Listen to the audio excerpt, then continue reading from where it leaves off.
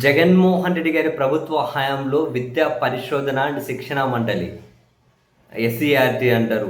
దాని డైరెక్టర్గా పనిచేసి ప్రస్తుతం అడల్ట్ ఎడ్యుకేషన్ జాయింట్ డైరెక్టర్గా ఉన్నటువంటి ప్రతాప్ రెడ్డి పైన చంద్రబాబు నాయుడు గారి సర్కార్ ఒక కీలక అస్త్రాన్ని ప్రయోగించింది.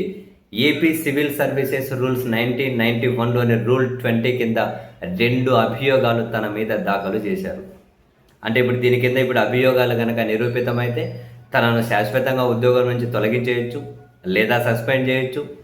భవిష్యత్తులో ఆయనకి ఏమైనా ఇంక్రిమెంట్ రాకుండా ఆపేయచ్చు. అంటే ప్రభుత్వం ఏం నిర్ణయం తీసుకునే అధికారమైనా కూడా వాళ్ళకు దక్కలో పడుతుంది. ఇప్పుడు అభియోగాలు మోపారు, ఆయన దగ్గర నుంచి వివరణ తీసుకుంటారు. దానికోసం ఇంత 10 రోజులు టైం ఏమో ఇచ్చారు. వివరణ సంతృప్తికరంగా లేకపోతే ప్రభుత్వం వైపు నుంచి నెక్స్ట్ నిర్ణయం ఉంటుంది. సరే, ఇప్పుడు ఈ ప్రతాప్ రెడ్డి గారు వైసీపీ ఎమ్మెల్సీ కల్పలతా రెడ్డి గారికి భర్త గారు కూడా.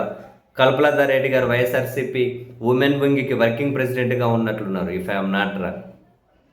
సో ఇప్పుడు ప్రతాప్ రెడ్డి గారి మీద దాఖలు చేసిన 2 కీలక అభియోగాలు ఏంటి అని అంటే, ప్రతాప్ రెడ్డి భార్య అంటే కల్పలతా రెడ్డి గారు ఎమ్మెల్సీగా పోటీ చేసినప్పుడు ఆయన అధికార దుర్వినియోగానికి పాల్పడ్డారు అన్నది ఒక కీలక అభియోగం. 2021లో కృష్ణా గుంటూరు ఉపాధ్యాయ ఎమ్మెల్సీ ఎన్నికల్లో ప్రతాప్ రెడ్డి భార్య కల్పలతా రెడ్డి గారు పోటీ చేశారు.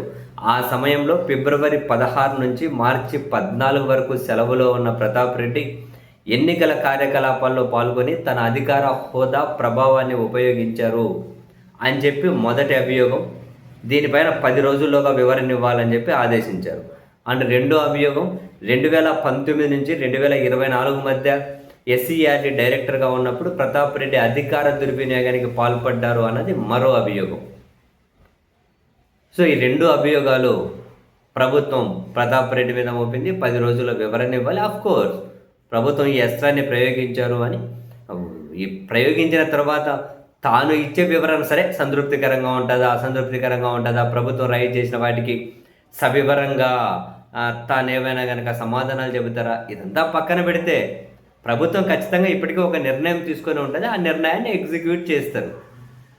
ఆ నిర్ణయం ఏమై ఉండొచ్చు అన్నది ఎగ్జిక్యూట్ చేసిన తర్వాత చూడాలి. బట్ దీని మీద కల్పలతా రెడ్డి గారు వైసీపీ ఎమ్మెల్సీ గారు కూడా స్పందించినట్లున్నారు.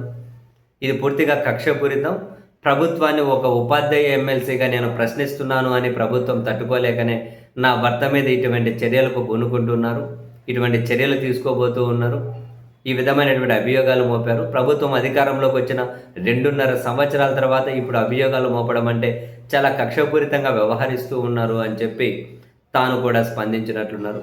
సో మొత్తం మీద అయితే జగన్మోహన్ రెడ్డి గారి హయాంలో మరో కీలక అధికారి మీద ప్రభుత్వం అయితే దృష్టి పెట్టి ఓవరాల్గా మరేదో కఠిన చర్యనే తీసుకోబోతూ ఉన్నారు.